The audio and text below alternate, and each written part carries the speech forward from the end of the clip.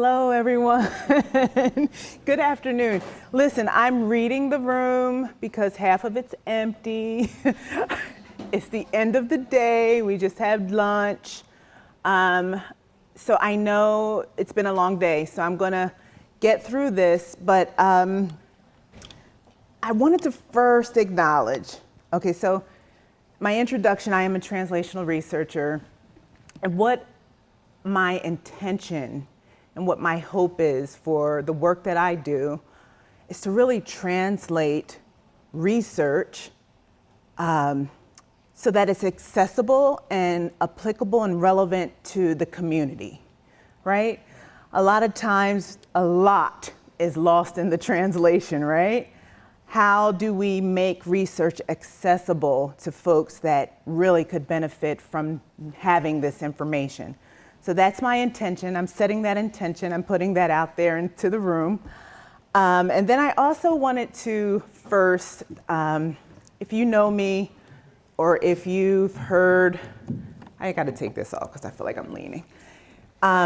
If you know me or if you've heard me speak before, I'm just going to beg your pardon because I have to always acknowledge the genesis of the work that I do.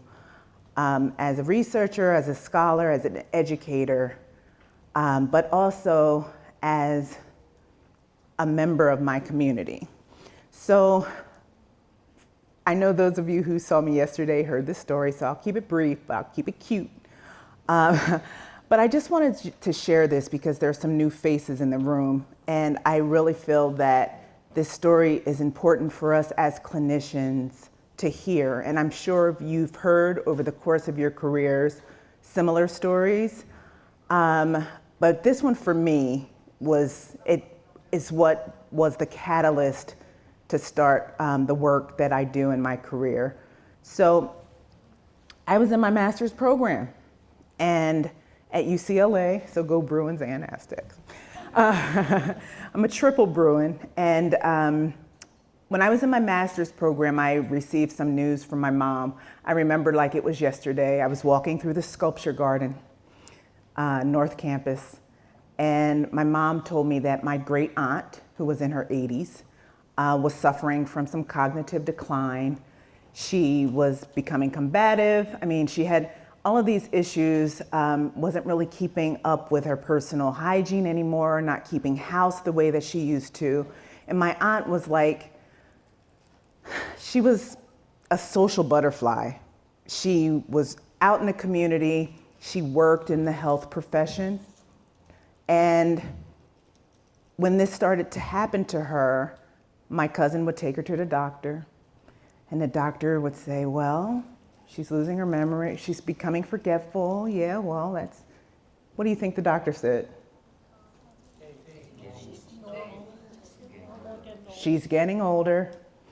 The doctors then and she would continually go back, progressing in her decline. And my cousin would advocate for her, and again, dismissed. Oh, she's getting old. This is what's supposed to happen. Grin and bear it. What we later found out was that she had an undiagnosed sexually transmitted infection that spread to her brain. And so this work for me is personal. This work for me with folks that are aging, older adults, at the intersections. Where's my guy who spoke earlier today? Dr. Hua? Yeah, Hua. The intersections. I mean, he really hit it home with that because let's think of all the isms that played a role in my great aunt's care. The ageism, the sexism, and the racism, right? This is my corner over here. Let me walk over here. But yeah, so at the intersections of all of those things, my great aunt had a severe decline in the quality of her life until her passing. And I was just frustrated. I was upset. I think I used the word pissed I had a level of festivity yesterday. I coined that word, so we're going to use it. We're going to go with it. Yeah, trademark that. Put it on a t-shirt. I had a level of, I was really upset.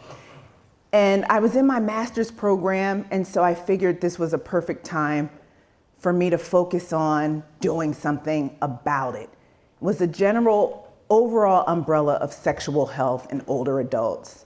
But as I began to research what I wanted to do, I saw that the rates of HIV for African American women, older women, my jaw dropped.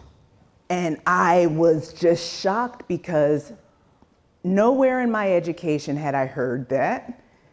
And nowhere in my community this was just something completely off the radar for me personally, that this was an issue amongst African American women, older African American women. So because of the oversights that happened with my great aunt, I just knew, and she worked in the health profession, right? So if she had all of these resources available to her, what's happening to those who don't have these resources, right? So as clinicians, providers, in whatever capacity we work in, researchers, we really owe it to humanity to look at these intersections more closely, right?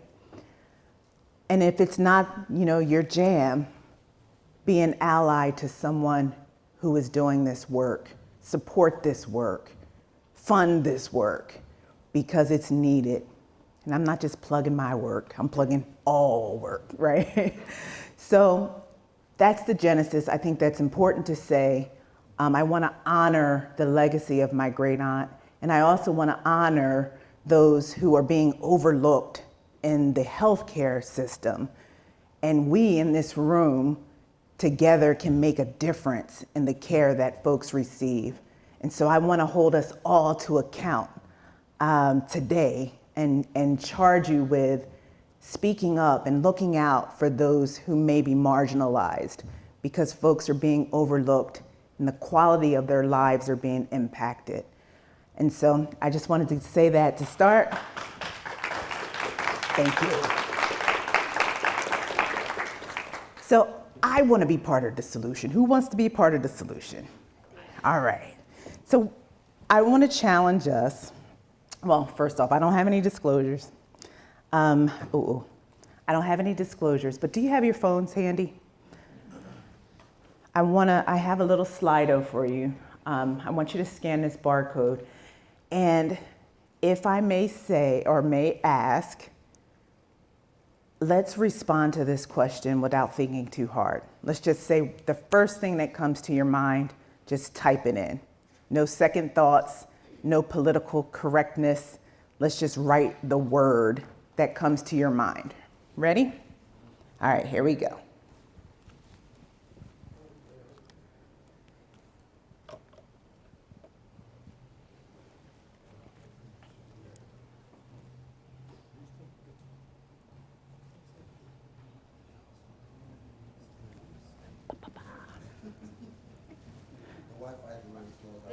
It's coming up.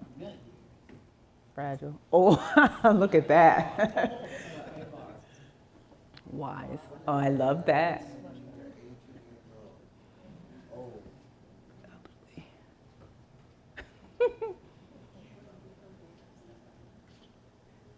Forgotten mother.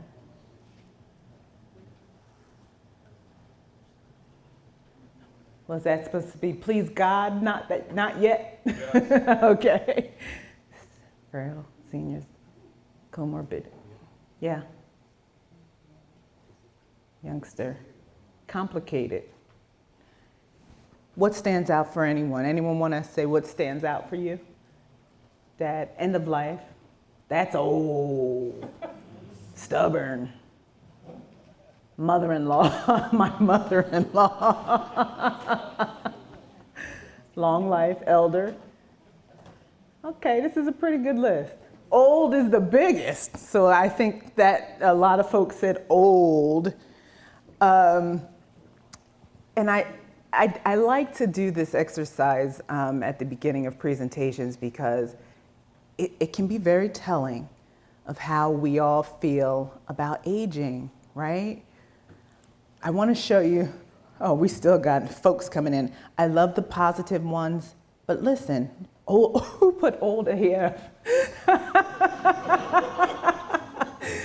Okay, that's a good one. This is a great list. You got a great bunch here to show on. I want to share, look at some of these responses. Now, this was from a recent conference I did with a group of sex scientists, right?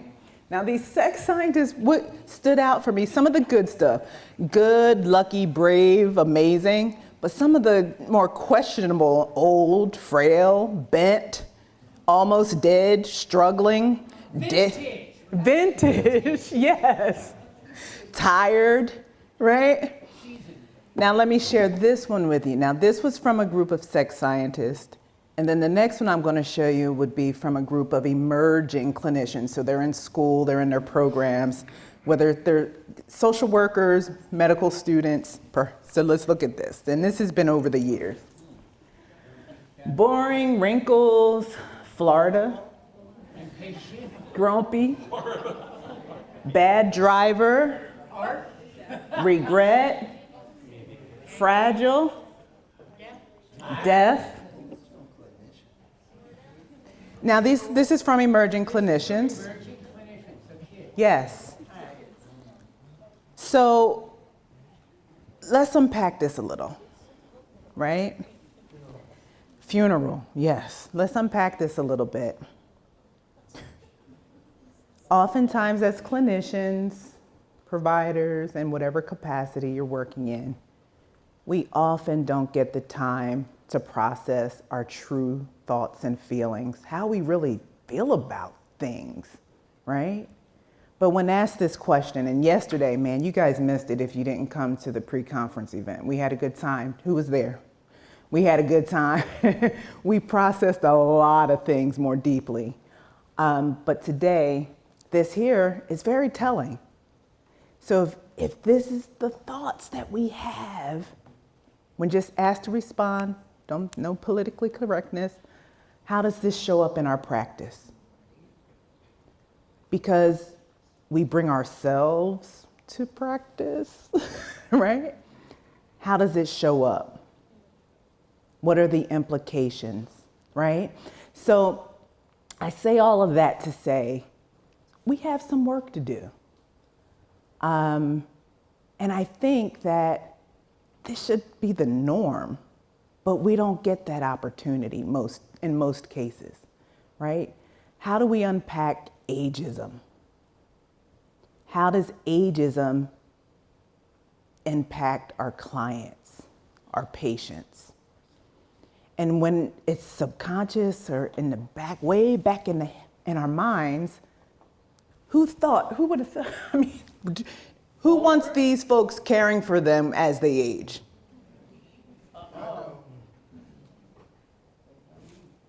No, not me either. So the work that I do in the classroom is unpack all of that. Where do these thoughts come from? Where are our ideologies, our values, our beliefs? And I know there's differences in culture. There's differences in how we were raised, who we were raised by. You know, there are certain cultures that really hold older folks in high esteem, older people in high esteem. America, we got a lot of work to do, right? We have a lot of work to do. Okay, so I just wanted to start off with that. Just get your mind flowing, okay. So our learning objectives, you guys can read these will be posted. Defining ageism, and then sexual. How many of us have heard the term sexual ageism? You're my geriatrician over there. So, ageism. Let's unpack ageism. I love this definition from the World Health Organization. So, refers to stereotypes, right? That's how we think. Prejudice. That's how we feel. and discrimination. That's how we act towards others. But what was most interesting is also how we feel about ourselves, right? How many of us have, in just, passing, has made a derogatory statement about yourself, about your age? Oh, these old bones. Yeah? Oh, I'm having a senior moment. These things become normalized, right? But they're very impactful. We have to be careful of the words we speak, the language we use when referring to ourselves. That could be internalized ageism. And then we project that onto our clients. We have these certain expectations of what aging looks like, what it's supposed to feel like. So when someone like my Aunt Chris walks into your office, you already have these feelings. Oh, older adults, they're not having sex, right? That's the thought. And then the prejudice is how you feel. Now, we unclutched our pearls yesterday, but y'all didn't come to that. So you might still have your pearls clutched in here if you didn't come to the pre-conference. But we unclutched our pearls yesterday to really acknowledge that, oh my goodness, did this woman just say she was? Now, I got some stories for you. I can share a lot of stories. I worked in long-term care as an ombudsman for many, many years. And there's a lot of things happening in residential facilities. And older adults are very, very active. A lot of these places are like college dormitories. You're laughing, but it's the truth. I was called in one day for a complaint. One of the residents got into a fight with another woman in the aquatics pool over Bob in room 307, like duking it out. So really, so these things are happening. I mean, it may make you giggle a bit, but how are we preparing our future workforce? I took the slide down, our future clinicians to be prepared, and some of our practicing clinicians, right? We have a lot of ideas and thoughts that come from a lot of places that we haven't had time to unpack because we're too busy working with clients, right? So that's ageism. So now sexual ageism. So the social stigma that older adults no longer have an interest in sexual intimacy with others, right? Older adults are stereotyped as non-sexual, not capable of having sex, and not capable of enjoying a sex life as they were when they were younger. And I know, I told a story yesterday. Can I repeat a story? Because that story it's a telling story. So bear with me. So at one of the residences that I worked or were called out to kind of oversee, it was every Friday was V-Day. And I'm like, what is V-Day? So I'm walking around and I'm seeing the nurses frantically like preparing for the weekend at this residential care facility. And I finally pulled one aside and I said, what's happening? Like, what are you guys doing? She said, oh, it's V-Day. The men are getting their Viagra and the women are getting their Vicodin, right? So, these things, they bring up a little, it's funny in a sense, but it's very telling of what's happening. And if you look at the sexually transmitted infection rates that are rising, right? We can miss the mark when we have these ideas and it's sexual ageism. Oh, they're not doing that. One more story and then I'll keep going. I got another call. We don't know why there's, in every room that we've been in this morning, the mattresses are on the floor. You know why? I didn't know why. The mattresses were on the floor. So I'm like, what's happening? So I go out and and as a long-term care ombudsman, I'm supposed to be an advocate for the client, not the administrator or the agency or wherever they're living. So I go out and I just start asking questions like, hey, what's going on? I see your mattress is on the floor. And I went into the room next door and their mattress is on the floor. Could you share? I mean, we have to ask questions. We can't be judgmental. We can't clutch our pearls in shock. And genuinely asking a question to find out the information.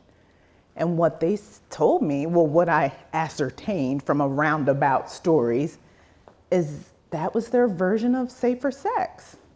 Like, if I'm on a bed, I can fall and break a hip. My mattress on the floor is just a rollover, you know?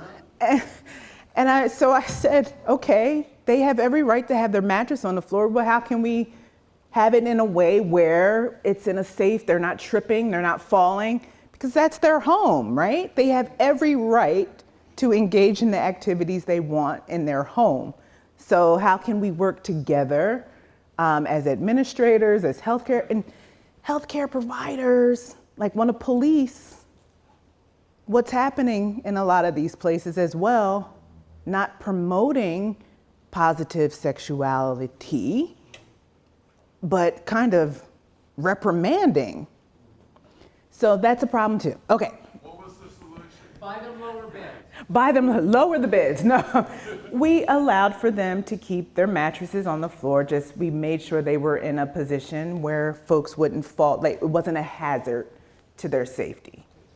So yeah, but I have tons of stories for days, like similar. That's another talk. Yes. After a couple of drinks. Yeah. Yes. After a couple of drinks. So why is this important for mental health? Ageism.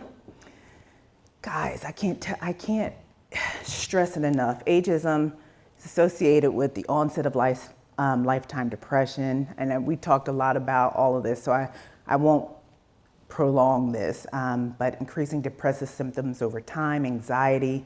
A lot of my esteemed colleagues have talked about these things, but the sexual ageism, now that's what gets me. The sexual ageism really gets me because my great aunt had syphilis, totally treatable, right? For that to progress to her brain, where's my doctors in here? It had to be in her system for decades. And she worked in the health profession, right? So the sexual ageism for me is really like, come on people, let's do better, right? Let's do better. Okay. So it can thwart the HIV or STI screening when you have these certain beliefs, ideologies. It turns into prejudice, and then it's discrimination when you act in a way that impacts your clients. So impact patient-provider communication related to sexual health, and a cause of loss of interest in sex due to social stigma. Now, okay, so let's talk about that. Now, there's been tons of research that demonstrates the benefits of a healthy sexual life, right? The endorphins are released in your body. I mean, for a lot of folks, it could be a good thing. Now, we do want to be cognizant of there may be some folks that just aren't interested, and that's their prerogative. But for those who are, we certainly want to advocate for their right, their choices to engage in sexual activity in the way that they choose, right? So sexual agents, I know I've said it many, many times, but I just wanted to show you in case anybody wanted to see the numbers. National poll on health aging, 2018, poll results. 65 of older adults said they had an interest in sex. 40% of the respondents reported that they were sexually active. 83% of those who reported being sexually active noted that sex was essential to their quality of life. 73% of respondents were satisfied with their sex life. And this is pulled from University of Michigan. It comes out every so many years. And so whether you want to acknowledge it or not, or whether folks want to acknowledge it or not, older adults are having sex, right? And the implications for this topic or this subject matter being ignored are great. You know, we see what happened with Aunt Chris. We see the disparities. We see the rising numbers in sexually transmitted. I mean, has anyone looked at the recent data? It's very striking. Like, I mean, I just got a call. My op-ed is actually being published tomorrow in San Diego Tribune, writing about the rates of syphilis. And I shared yesterday with the group, it's the statistics for women, older women, are as high as they have been since the 1950s. So there's a lot of work to be done. Education, awareness, yes? Is there a reason for it? Do they have an assumption as to why that number is like that and why it has increased so high? Well, Can you repeat the question? oh, yes, repeating the question. Is there a reason why the rates are so high? Are they giving a reason? Well, my take is this. When you really think about an older adult, the generation that they were raised in, for women, and especially that's where my concentration, my expertise is in. You know, if you're not of childbearing age anymore, if you're not wearing, you know, you're not thinking about wearing a condom, right? Nor are you thinking that your partner, you know, is carrying, you know, or, you know, may infect you with, that's the wrong language, sorry, may transmit a sexually transmitted infection to you. So these are things. But healthcare also stopped testing after a certain point. Yes, the screening. Oh yeah. Well, I didn't want to beat up on providers anymore, but the screening, we're not screening for it, right? And again, we can attribute ageism, sexual ageism, when we're thinking that this woman coming into my office is I don't even have to ask the question, right? So we need to ask the question. And I'll share another story. My mom, she'll probably kill me, but my mom went to the doctor, and I'm a PK, self-disclosure, I'm a preacher's kid. So my mom was like first lady. So she goes to her doctor, and the doctor asked, well, what kind of sex are you having? And she clutched her pearls. And so at the time, I was really like, why did he ask you that? But now that I'm doing the work that I was like, well, good for him. He asked the right question. Now he could have maybe built a little bit of rapport first. You don't want to just jump in and say, ask your patient or client, you know, what kind of sex are they having? But as I thought about that over the years, because my mom was really offended, like she clutched her pearls really tight. And I thought back and I was like, Mom, you know, it was great that he asked that question. He's doing a thorough job. I mean, he could have done it differently, but at least he asked the question. So, okay, so that's that. Okay, mental health concerns among older adults living with HIV. We covered this, we talked about this, so I will keep going. Stigma defined. I think we pretty much in this room know the problems with stigma, right? The stereotypes of negative views. We know this good stuff, so I'll keep going. Consequences of stigma. Stigma may lead to health provider oversights, mental health and sexual health of older adults. It's a barrier to HIV treatment and prevention. Intersectional stigma has been spoken about also today, but let's look at HIV and ageism. And then in my work, I wanted to bring this up really quick. I got 10 minutes. I'm just getting started. Constance. So intersectional stigma, I'm going to speed it along because this is the premise of the work that I do. So I'm looking at HIV, gender, race, age. That's a lot to unpack, right? We did this. Okay. HIV disproportionately affects Black and brown people in the US across the age span. I really wanted to throw this slide in because when you look at racism, HIV stigma, discrimination, homophobia, poverty, and other barriers to healthcare continue to drive disparities in HIV diagnoses. This I thought was interesting because, where's my pointer? I wanted to show this because I really thought this was interesting. 2021 compared, so this is looking at, look at this number. Every single age group, the rates went down or they remained stable. But in the 55 and older group, it went up 8%, right? Can you guys read the title of that slide? Did you need me? 2021 compared with 2017, changes in numbers of diagnoses of HIV infection attributed to male sexual contact increased only amongst persons aged 55 and older. Even more so in the Latinx community. Interesting.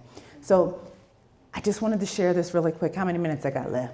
So this is based off of the work that I do. I use film as an intervention to bring awareness and education to marginalized groups and amongst providers as well. This film was a documentary we released in 2012, but we still continue to use this film because unfortunately it's still very relevant. I would like for at some point for us not to need these types of things anymore. But this was a little study we conducted, and we had one open free text question where we asked folks to indicate what they learned today that they did not know prior to watching the film. We had 193 respondents to the open free text question, and I just want to show you, 90% were students, and then we had some practicing clinicians in there too, about 9.3%. So this is the work, just a little snippet I just wanted to show you so you can kind of have context of the work that I do. The largest group of growing HIV positive cases are women over 50. I'm 62 years old, I still have sex. Yeah, it's not on a regular basis, but it's when I want it. I'm going to be sexually active until they put me in the ground. I'm 58. People think, well, grandmother's not going anywhere. I still have urges and I still would love to be loved. It's okay to be sexually active. Sex is good, right? It's part of our human nature. But let's be real about what can happen. We have a huge demographic that's growing by leaps and bounds. We've got this big gray tsunami coming. I never did use condoms because I always felt that if a woman looked clean and smelled good, that they was okay. Do you know anybody that has had protected sex for the past 30 years? It's hard to live in a world where you're afraid and you can't talk about it freely. Oh, I heard about this truck, so here I is. Oh, good. Coming to get tested. Sure, come on in. Okay. So this is your first time being tested? My first time. There is no excuse no more. But that's the excuses that they use. I want the real deal. I don't get the same sensation. Shop for the right condoms and you will find one. Get creative with it.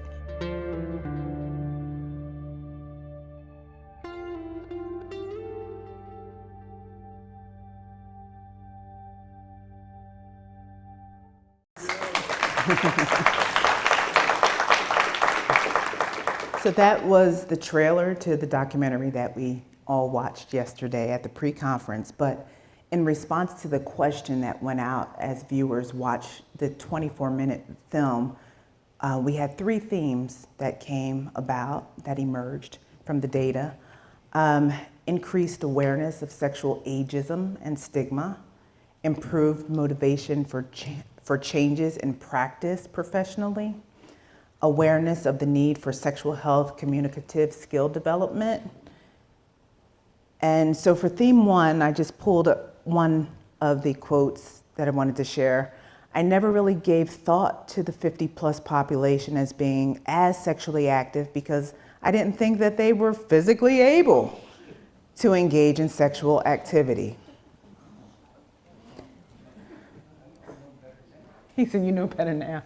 So, I mean, responses like this, I'm appreciative that we're able to kind of capture these responses so that we can demonstrate areas that we should focus on in education, curricula, continuing education amongst practicing clinicians.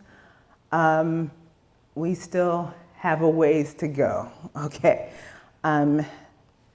Theme 2, improved motivation for changes in practice professionally.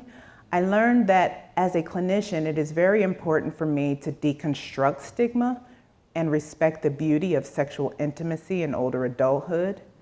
I'm so super glad that that's the response we got after viewing the film. I learned that I need and must get more comfortable in assessing, asking questions to my clients, all of them, regardless of their age, about safe sex and HIV status, and provide them with info regardless of their answer.